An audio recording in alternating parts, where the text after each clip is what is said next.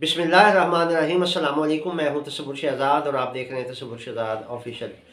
नाजरीन, आज का जो हमारा मौजू है वो मशरिक़ वुस्ता में होने वाली तब्दीलियों के हवाले से है कि वहाँ पर इसराइल ने नया क्या कटा खोल दिया है और अजीब व गरीब सूरत हाल है कि हमास और इसराइल की इस जंग में इसराइल ने पाकिस्तान को भी धमकी दे दी है। और अब इसराइल मज़ीद क्या करने जा रहा है, इस हवाले से गुफ्तगू होगी। और इसराइल के रद्द-ए-अमल में जिनको इसराइल ने अपनी सरहदों से निकल कर निशाना बनाने की धमकी दी है, वो ममालिक क्या सोच रहे हैं, ये आज का हमारा मौजू है। अगर आपने हमारा चैनल सब्सक्राइब नहीं किया तो सब्सक्राइब कर लीजिए, बेल आइकन का बटन दबा दीजिए और कमेंट सेक्शन में अपनी राय से हमें ज़रूर नवाजिएगा। नाज़रीन, इसराइल की जानिब से जारहियत का सिलसिला है कि रुकने का नाम नहीं ले रहा।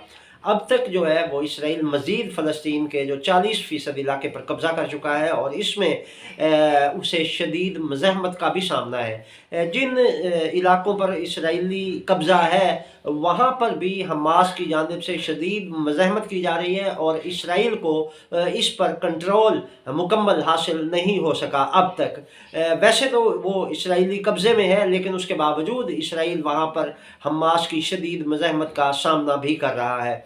इसके अलावा इसराइल की ये कोशिश है कि वो रफ़ा पर मुकम्मल कब्ज़ा कर ले और उससे ये होगा कि मिस्र की जानिब से जो आमद और रफ्त है उस पर भी उसकी नज़र होगी और वो रफ़ा की इस क्रॉसिंग से, यानी इस बॉर्डर से वो फ़लस्तीनियों को मिस्र में धकेल देगा और ये इलाका मुकम्मल तौर पर अपने कब्ज़े में लेने का प्लान बना चुका है।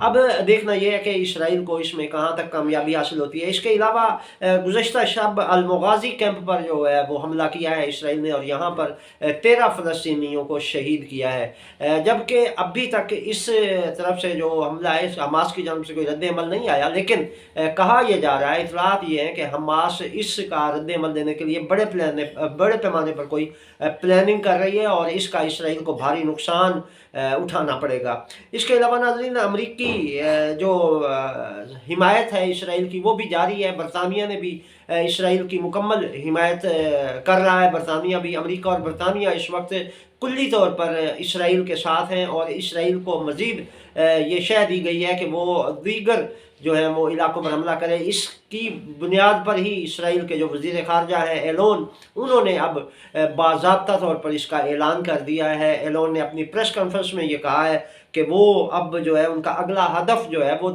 हमसाया ममालिक हैं जहाँ से उन्हें मज़ाहमत का सामना करना पड़ता है। और इस पर जब उन्हें पूछा गया, सहाफ़ी ने सवाल किया कि आप अपने इस जारहियत में, अपनी इस हमलों में ये लुबनान को भी निशाना बनाएंगे, तो इस पर एलोन ने कहा कि जी हाँ, बिल्कुल अगला हमारा हदफ हसन नसरुल्लाह है। और ज़रा ये बता रहे हैं कि एलोन ने उस प्रेस कॉन्फ्रेंस में ये भी कहा कि आप अगर हमने ईरानी कमांडर को निशाना बना सकते हैं तो हसन नसरुल्लाह को भी निशाना बना सकते हैं। और उन्होंने ये वाज़ेह किया कि अब अगला निशाना हमारा जो होगा वो सैयद हसन नसरुल्लाह हैं जो हिज़्बुल्लाह के सरबराह हैं। लेकिन हिज़्बुल्लाह की जानिब से भी इस पर काफ़ी होमवर्क मुकम्मल हो चुका है और हिज़्बुल्लाह ने तो मिस्र की भी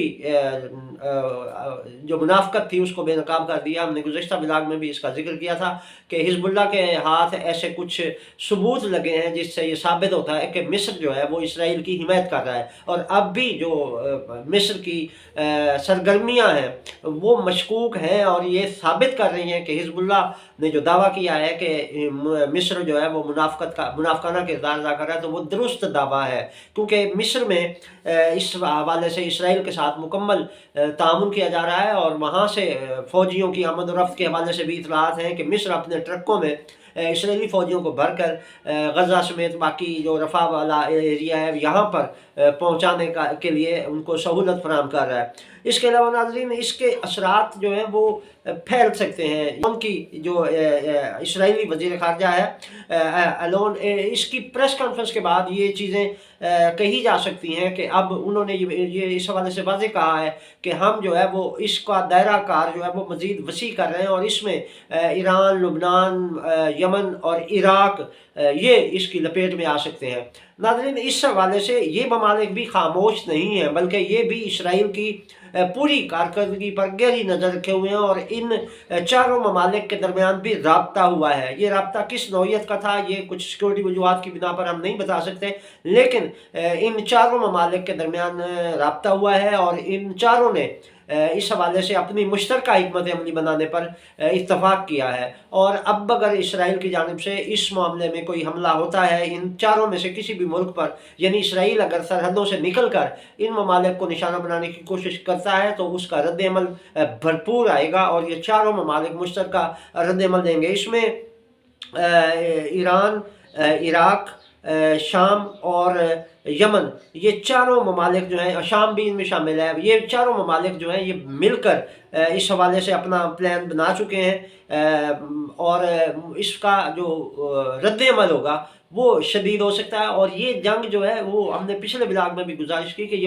फैलती हुई नज़र आ रही है। और अब इसमें एक और चीज़ आई है कि भारत में जो इसराइली सफारतखाने के बाद धमाका हुआ था उसमें मोसाद ने, जो इसराइल की खुफिया एजेंसी है, उसने इसका इल्ज़ाम ईरान पर ऐड किया था कि ये ईरान ने धमाका करवाया है, जबकि इस धमाके के हवाले से राह ने अपनी अलग से रागनी अलापी है और राह ने एक नई दुरफितनी छोड़ दी है और राह ने कहा है कि इस धमाके में पाकिस्तान मुलव्वस है। यानी दूसरे लफ्ज़ों में इंडिया हमारे खिलाफ कोई भी मौका ज़ाया नहीं करता और अब उसने हमें इस मामले में भी घसीटने की कोशिश की है और इसराइल को राह ने यह कहा है कि इस धमाके के पीछे पाकिस्तान मुलव्वस है। जिसके बाद पाकिस्तान ने बाकायदा इस हवाले से, अभी तक पाकिस्तान का तो कोई रद्द-ए-अमल नहीं आया, लेकिन इसराइल ने इस हवाले से कहा है कि वो पाकिस्तान के खिलाफ सर्जिकल स्ट्राइक कर सकता है।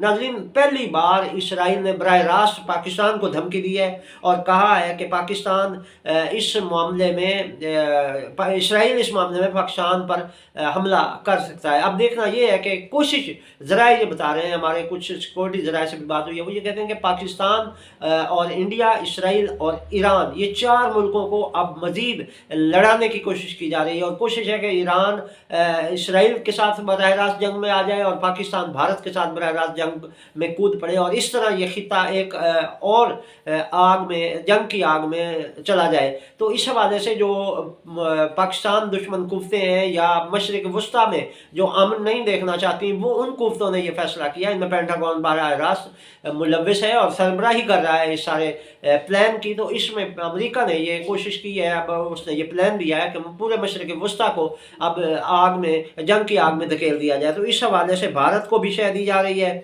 और ईरान को इसराइल के साथ बराह रास्त लड़वाने की कोशिश है। तो इस पर भारत जो है वो भी गाहे बगाहे पाकिस्तान के खिलाफ जो कोई भी मौका ज़ाया नहीं करता और वो इस कोशिश में है कि किसी न किसी तरह पाकिस्तान को इसराइल के साथ लड़वा दिया जाए और उससे फिर ये होगा कि पाकिस्तान उस मामले में उलझ जाएगा। तो ये भारत की कोशिश है। दूसरी जानिब भारत ने अपने जो मिस्र में, जो कतर में भारत के अफसरान पकड़े गए थे जासूसी के इल्ज़ाम में, ये 8 अफसरान को कतर ने सज़ाए मौत दी थी और ये 8 जो अफसरान थे भारतीय नेवी के, ये वहाँ इसराइल के लिए जासूसी कर रहे थे और कतर ने इनको गिरफ्तार करके इनके खिलाफ ट्रायल कोर्ट किया था और उस कोर्ट के ट्रायल के बाद बाकायदा तौर पर इनको सज़ाए मौत दी गई थी। लेकिन भारत ने अपनी सफारती कोशिशों से उनकी सज़ा माफ़ करवा दी है, माफ़ नहीं करवाई, उसमें कमी करवा दी है। अब वो सज़ाए मौत की बजाय उम्र कैद में तब्दील कर दी गई है उनकी सज़ा और भारत इस पर खुशी का शादियाँ में बजा रहा है। लेकिन भारत को ये नहीं पता कि सज़ा में कमी हुई है, जुर्म में ख़त्म नहीं हुआ। जुर्म बहरहाल इन्होंने किया था और इससे साबित होता है कि भारत दीगर ममालिक में ऐसे हथकंडे करता है। कुलभूषण की मिसाल हमारे सामने मौजूद है कि कुलभूषण पाकिस्तान में ऐसी सरगर्मियों में मुलविस था और ये जो 8 भारतीय नेवी के अफसरान कतर में पकड़े गए हैं, ये इसराइल के लिए जासूसी कर रहे थे। तो ये भी कहा जा सकता है कि इस भारत दीगर ममालिक में भी ऐसी सरगर्मियों में मुलविस है, तो दीगर ममालिक को भी भारत के हवाले से मोहतात रहना होगा। इसके अलावा नाज़रीन, यमन के हौसियों ने अब बाकायदा इस बात का ऐलान किया और उस पर कायम है कि हम यहाँ पर अमरीकी और इसराइली मफादात को निशाना बनाएंगे और वो मुसलसल वहाँ से गुजरने वाले अमरीकी और इसराइली जहाज़ों को निशाना बना रहे हैं और उन पर हमले कर रहे हैं और उनके ये हमले जारी हैं। जबकि अमेरिका को यहाँ पर एक नाकामी का सामना करना पड़ रहा है कि अमेरिका ने जो यमन के ख़िलाफ़ इत्तेहाद तश्कील दिया था जो जहाज़ों की हिफाजत के लिए, पहले तो अमेरिका ने दावा किया था कि ये 20 रुकनी इत्तेहाद है, फिर बाद में ये कम होकर 12 रुकनी रह गया और अब मज़ीद 2 अरकान जो है वो 2 ममालिक अमरीकी साथ छोड़ गए हैं, और अब अमेरिका का ये दावा है कि ये 10 ममालिक पर मुश्तमिल इत्तेहाद है और ये बाकायदा वहाँ पर दिफाई पोजीशन में आने वाला है। लेकिन उसके बावजूद नाज़रीन, इसमें जो अमेरिका और इसराइल को नाकामी का सामना करना पड़ा है वो हौसियों की इस्तकामत है, और हौसी इस अपने मौक़िफ़ पर कायम है कि हम उस वक्त तक ये हमले नहीं रोकेंगे जब तक इसराइल फ़लस्तीनियों पर जारहियत नहीं रोकता, और जब तक इसराइल जारहियत नहीं रोकता तब तक इसराइल के लिए पूरे खिते में अनरेस्ट ही रहेगा। ये थी नाज़रीन अब तक की अपडेट। तसव्वुर शहज़ाद को इजाज़त दीजिए। अल्लाह निगहबान।